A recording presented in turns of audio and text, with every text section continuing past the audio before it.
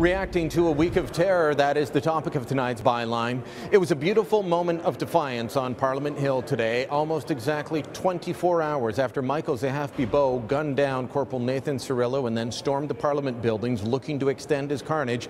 The hero of the day, Sergeant-at-Arms Kevin Vickers, the man who ended the terrorist's life with a hail of bullets, led the Speaker's parade to open Parliament for the day.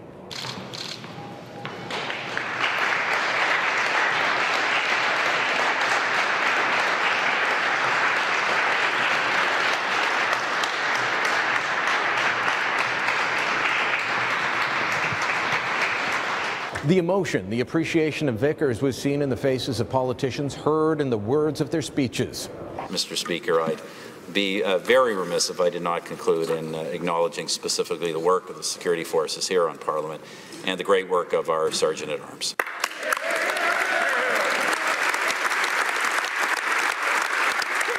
Signs of the terror spree are still visible. Curtains near where Zehaf-Bibeau was shot. Yellow tape still up at the National War Memorial where Corporal Cirillo lost his life.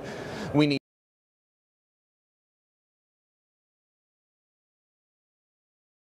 week. Not this month, not this year, this week. It was a month ago that the call went out, the audio we've played you several times, calling on ISIS supporters to kill Canadians, Americans, Brits, Frenchmen and Aussies. That call went out on September 21st, and it called on ISIS supporters to do so in the name of Allah, to target us wherever they found us with whatever weapons could be used.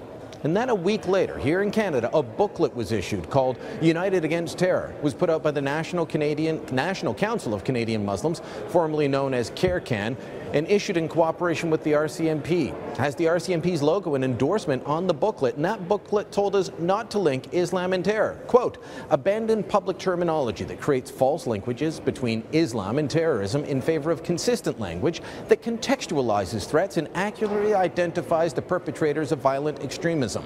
And the book also said we should avoid what is really a politically correct euphemism, jihadi.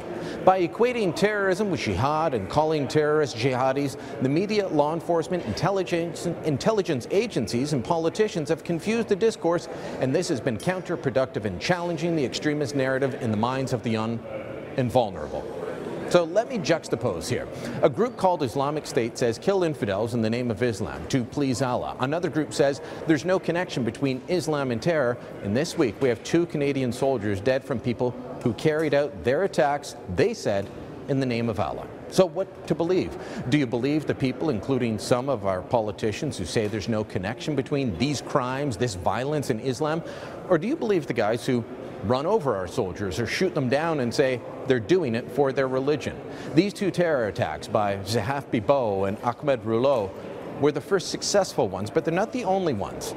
We've had Plaz, Momin Khawaja of Ottawa, the Toronto 18, Shihab Essajar and Rahid Jasser of the Via Rail bomb plot. We've got Hiva Mohammed Al-Azida. These are just some of the failed terror plots. Then there's the Canadians that have gone overseas.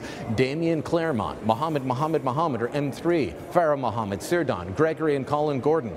The 4 young men from London, Ontario, all of various backgrounds that went to fight for Al-Shabaab. In fact, while the focus now is on ISIS, Canadians of various backgrounds but with one religious faith seem to be part of every jihadist battle, going from Dagestan down to Somalia and everywhere in between. Some are born and raised Muslims, some are converts, some are immigrants, some are raised here. The common thread? Islam. We can talk about whether this is a perversion of Islam. We can talk about whether this is a particular strain of Islam targeting angry young men. We can talk about so many issues surrounding this. But on a week when Sergeant Patrice Vincent was run down, when Corporal Nathan Cirillo was shot, both in the name of Islam, don't tell me that this has nothing to do with that religion, as some are trying to do today. That's a lie, and it's a lie that doesn't help. It doesn't help law enforcement deal with the situation. It doesn't help those Muslims that want to fight against the radicals feel like they actually have any allies when powerful politicians and police chiefs contradict the terrorists and say, no connection to Islam, just move along. And it doesn't help the general population feel safe when they know they're being lied to. I've seen several statements of outreach to Canada's Muslim community to say, assure them, hey, everything's fine. Some people say this has nothing to do with Islam. Well, what about the rest of the population that doesn't feel safe, that's becoming suspicious? And if this has nothing to do with Islam, then why the outreach? Why the assurances? You simply can't have it both ways. I don't have the answers here, and the one that I used to hear a lot when these sorts of things happen, stop immigration from Muslim countries, well, that won't work when the terrorists are homegrown. But I do know what we can't do. We can't cower. We can't back down. We need to stand tall and carry on, just like the hero Kevin Vickers did this morning. And that's the byline.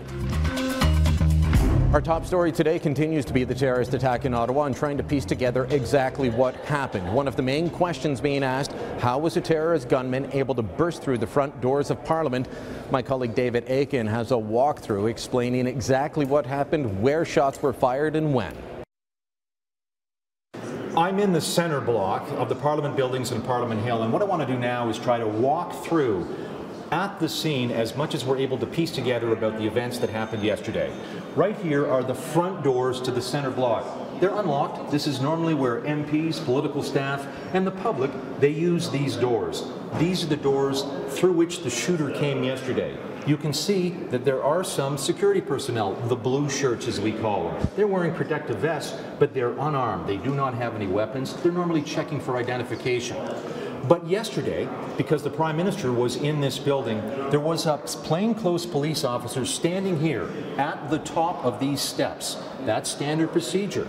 The plainclothes officer sees a man with a rifle. He walks up to that man, grabs the barrel of the rifle, and points it down. At that point, the rifle goes off.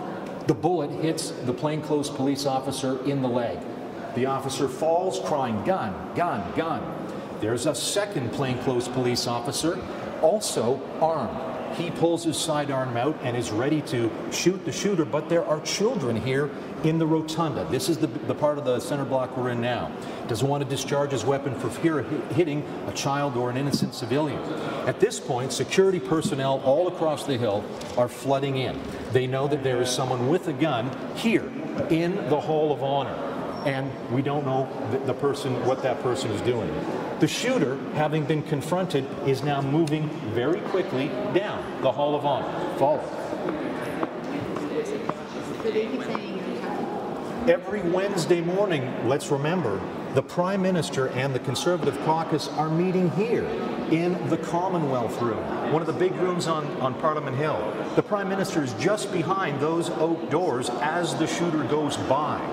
On the other side of the Hall of Honor, this is where the New Democrats are meeting. Thomas Mulcair and his MPs in the Railway Room. Again, nothing but an oak door between the New Democrats and the shooter. Also standing outside the Prime Minister's room, right here, is another plainclothes policeman with the sidearm. He pulls it out, fires at the bad guy, discharges a round.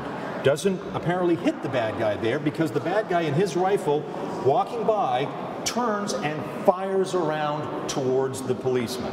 The bad guy continues on down the Hall of Honor, now looking for some cover because behind him is security forces, RCMP officers with their weapons drawn. This is a crime scene today, and so this is as far as we're able to walk. We can't go any further, but that entrance down there, and you're looking at members of Parliament who are allowed to go further, that is the main entrance to the Library of Parliament. There is bullet damage, and that is what the MPs are looking at to the oak doors there. The bad guy hides himself in the vestibule, where you see those people right now. There's a column there. He gets behind a column with his weapon. Meanwhile, Kevin Vickers, the Sergeant-at-Arms, hears the gunfire. He's in his office just down this hallway. He has a sidearm in his desk. He pulls it out. He comes out of his office. He drops to the floor and is now crawling along this wall to protect himself and still get in position to be able to take a shot at the shooter. The shooter discharges at least one round. Why do we know that? There's bullet damage on the fresco of this wall, bullet damage from the shooter. Vickers eventually gets into position and is able to take the shooter down, and he's dropped just inside that vestibule. Of course, when the shooting happened, MPs were inside the Parliament buildings. Many were in caucus meetings on either side of the hallway, a lot of them saying that they're shaken up today. What was most troubling for me, having heard gunshots all my life as a Cree, is to hear them within a place like the Parliament of Canada. I looked up to the Prime Minister and everybody had already moved to protect the Prime Minister, so that's how fast my colleagues reacted, and I was very proud of them for that. And the mood inside, I'm guessing, very tense while you were there. Well, for the first little while, we had no information. So we, afterwards, of course, we were privy to the videos and knew that most of the gunfire was friendly fire, but we didn't know that at the time until one of the security guards heroically made his way in, and we were able to get some more information after that. The main feeling I have today is one of thanks for the people who saved our lives, and mourning for a very brave young man who lost his life. Sergeant at Arms Vickers, your thoughts on him? Quite the applause for him today. He's just a real gentleman, a consummate professional. He's a very good friend of mine, and the way he reacted and the way he informed the caucus was an extremely somber, serious tone in terms of how he dealt with the situation, but just a consummate professional all around, and I'm just so thankful he and the rest of the security forces are here to protect members of Parliament.